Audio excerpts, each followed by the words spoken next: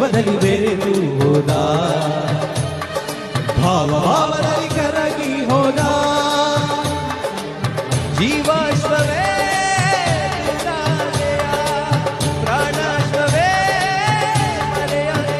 ದಿಟ್ಟ ಹೆಜ್ಜೆ ಇಟ್ಟು ಎದ್ದ ದೀಕ್ಷೆ ತೊಟ್ಟು ನಡೆಸುವೆ ಅಶ್ವಮೇಧ ಅಶ್ವಮೇಧ ಅಶ್ವಮೇಧ.